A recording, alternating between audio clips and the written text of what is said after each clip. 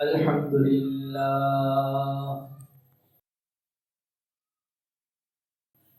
لله نحمده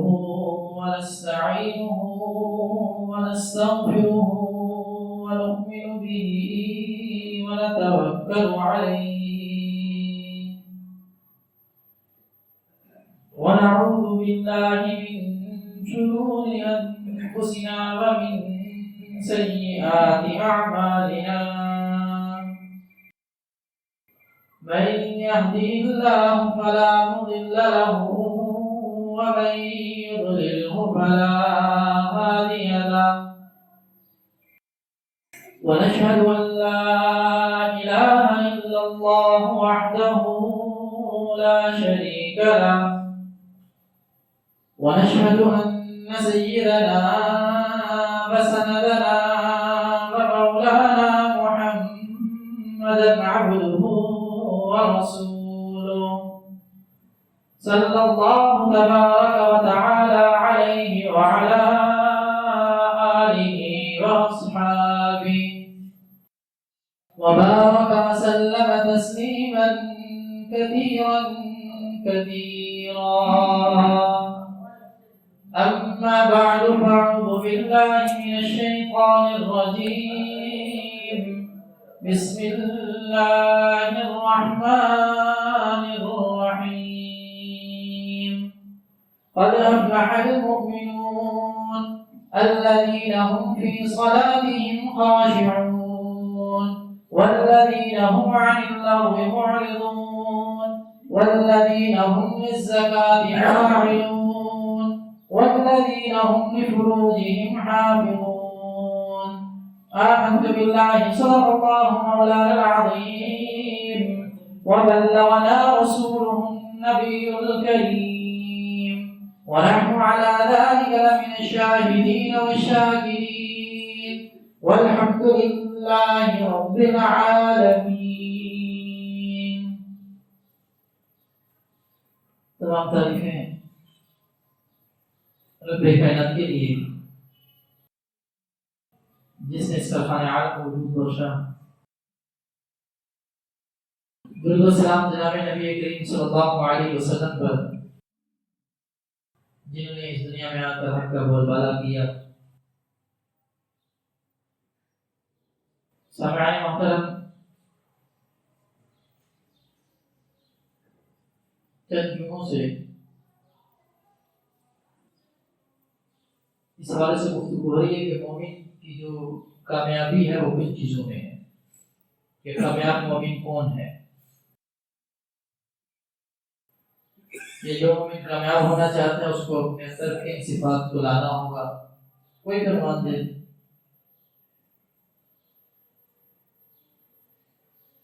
اس میں گفتگو یہاں تک پہنچی تھی کہ انسان نے اپنی شرمگاہ کی حفاظت بھی کرنی ہے اور شرمگاہ کی حفاظت کے لیے ضروری تھا کہ انسان اپنی نگاہوں کی حفاظت کرے. جب تک نگاہ کی حفاظت نہیں ہوگی شرمگاہ کی حفاظت بہت مشکل ہے. کیونکہ انسان جب دیکھتا ہے کوئی چیز بڑی لگتی ہے تو اس کو حاصل کرنے کے لیے دل میں داعیہ پیدا ہوتا ہے، شوق پیدا ہوتا ہے دل میں کہ یہ چیز میں حاصل کر لوں. اس کے بعد اس کی محنت اور کوشش میں لگ جاتا ہے. اسی طریقے سے جب انسان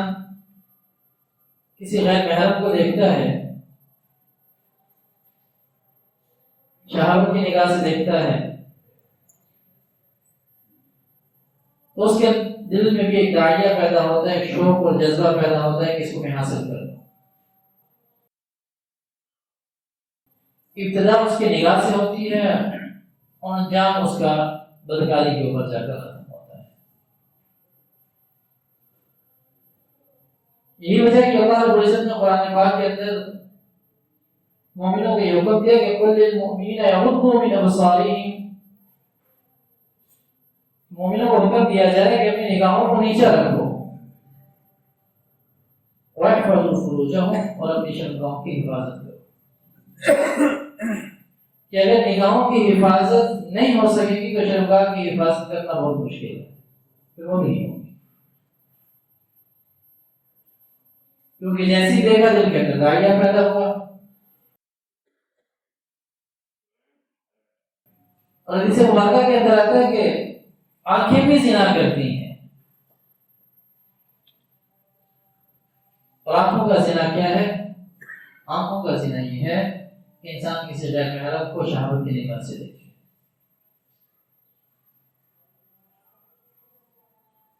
نگاہوں کی حفاظت کی بہت ضروری ہے اگر ہم اپنی شرمگاہوں کی حفاظت کرنا چاہتے ہیں۔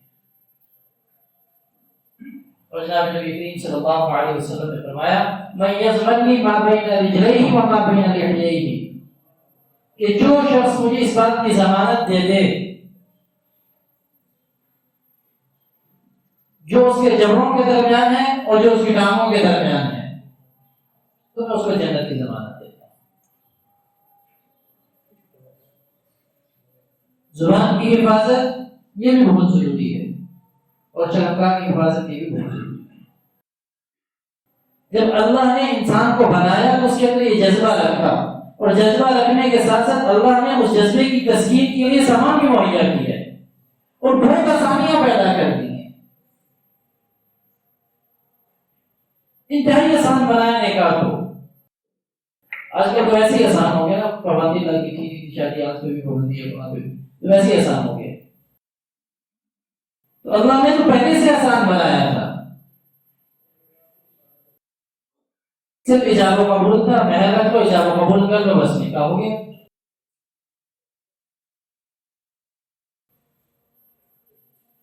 تو اللہ نے اس کی تسکین کا سامان بھی مہیا کیا ہے، لیکن جب وہ حد سے گزرتا ہے تو اللہ رب العزت اس چیز کو پسند نہیں کرتا۔ کوئی بھی معاشرہ کبھی بھی بے حیائی کے اوپر قائم نہیں رہ سکتا، بے حیائی کے اوپر کوئی معاشرہ قائم نہیں رہتا۔ اور بے حیائی کا سب سے پہلی جو سیڑھی بے حیائی کی بنتی ہے وہ نگاہ کا آوارہ ہو جاتا ہے۔ جب نگاہ آوارہ ہو جائے بے حیائی کو پھیلتی ہے۔ جب نگاہ انسان کے قابو کے اندر نہ ہو تو بے حیائی بالکل بہت پھیلتی ہے، اس کو کوئی نہیں روک سکتا۔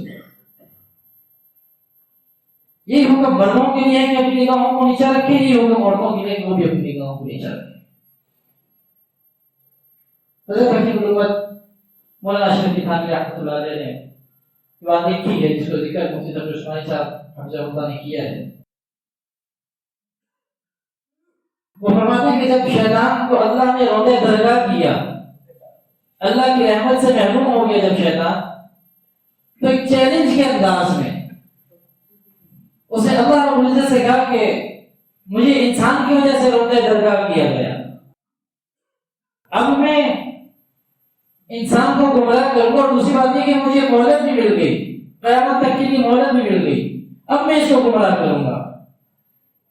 اور قرآن نے ذکر کیا کہ لَآتِيَنَّهُم مِّن بَيْنِ أَيْدِيهِمْ وَمِنْ خَلْفِهِمْ وَعَنْ أَيْمَانِهِمْ وَعَنْ شَمَائِلِهِمْ، کہ میں اس کو سامنے سے بھی گمراہ کروں گا، اس کو پیچھے سے بھی گمراہ کروں گا، دائیں سے بھی گمراہ کروں گا، بائیں سے بھی گمراہ کروں گا۔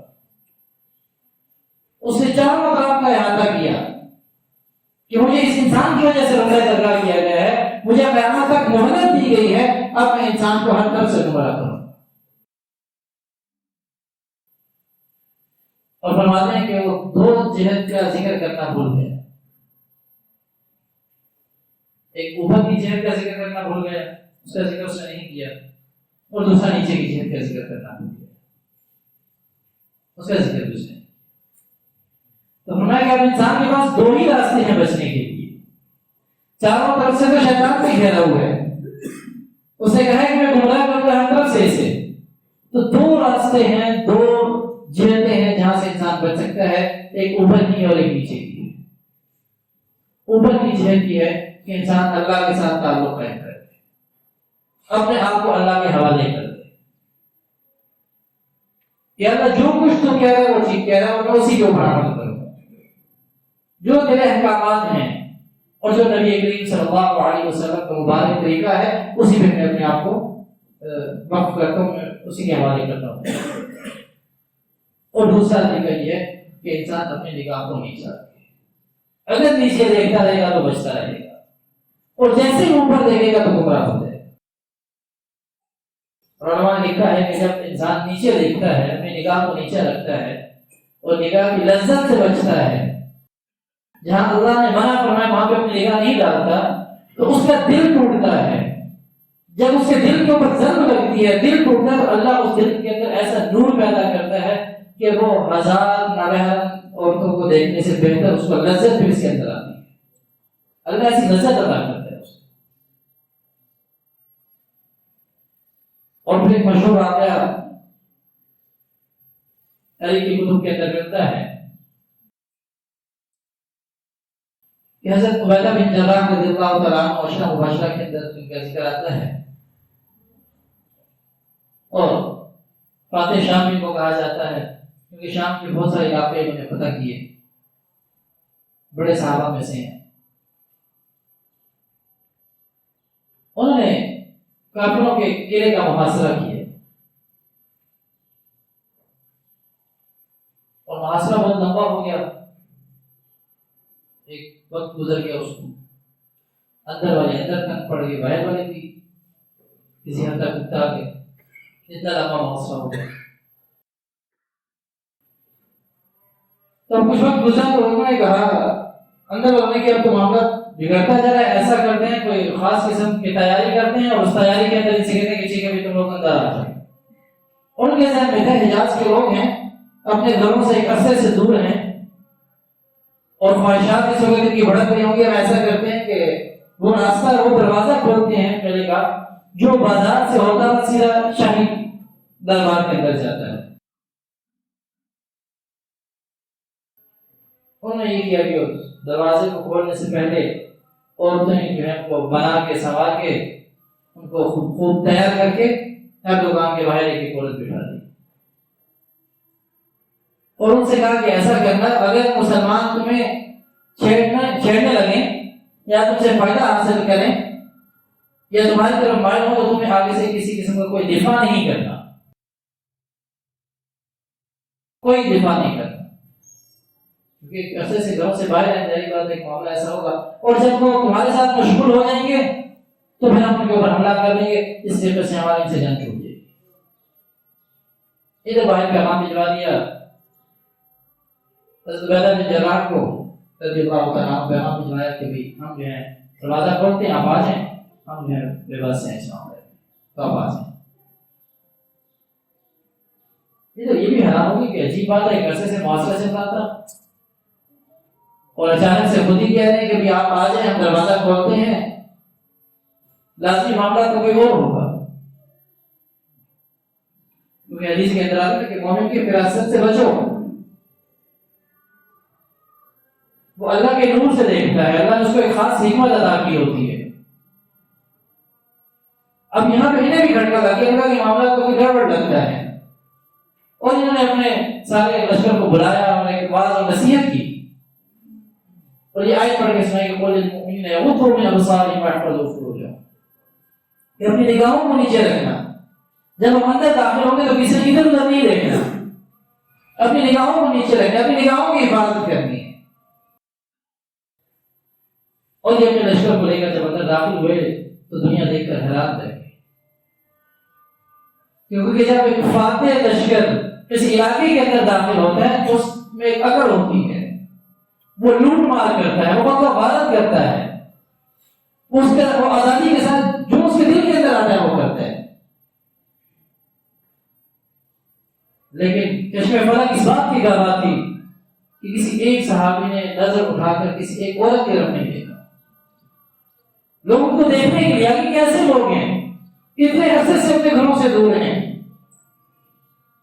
اور جب اندر داخل ہوئے فاتح بن کر داخل ہو رہے ہیں، سارے مواقع ان کے پاس موجود ہیں، اس کے باوجود نظر اٹھا کے کسی عورت کی طرف نہیں دیکھ رہے، تو بہت سارے لوگ اس وقت دائرہ اسلام میں داخل ہو گئے ان کی حالت کو دیکھ کر۔ لوگ کہتے ہیں کہ اسلام تو تلوار سے ہے، یہاں پہ کون سی تلوار چلی تھی، کون سی زبردستی ہوئی تھی، یہ تو بیچارے سب پیچھے کر کے نگاہیں نیچی کر کے جا رہے تھے، لوگ ان کو دیکھ کر اسلام قبول کرتے ہیں۔ تو عرض کرنے کا مقصد یہ ہے کہ جب انسان نگاہیں نیچی رکھے گا تو کسی فتنے میں انشاءاللہ مبتلا نہیں ہوگا، اللہ رب العزت کی طرف سے اس کی حفاظت ہوگی۔ فاتح بن کے داخل ہو، نگاہیں نیچی کر کے داخل ہوئے، لوگ ان کی اس حالت کو دیکھ کر ایمان لے آئے، ان کو تو تصور میں بھی یہ نہیں تھا یہ لوگ اس طریقے سے داخل ہوں گے، اس طریقے سے ان کی نگاہوں کی حفاظت ہوگی۔ تو سب سے پہلی چیز جب حاشیہ عریانی پھیلتی ہے اور یہ آنکھ کے ذریعے سے پھیلتی ہے۔ اب تو حالت یہ ہے کہ چاروں طرف سے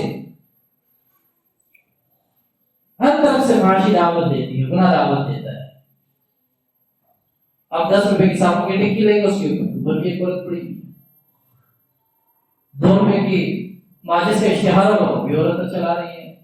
ایک کاپی دینے کے لیے کاپی کا معاملہ ہوگا، اس کا اشتہار بھی ایک عورت چلا رہی ہے۔ سائن بورڈوں کے اوپر، اخباروں میں، electronic media, print media, social media, کوئی بھی کچھ بھی اٹھا کے دیکھ لیں، ہر طرف یہی معاملہ چلتا ہے۔ اور علماء نے یہ بات لکھی ہے کہ جب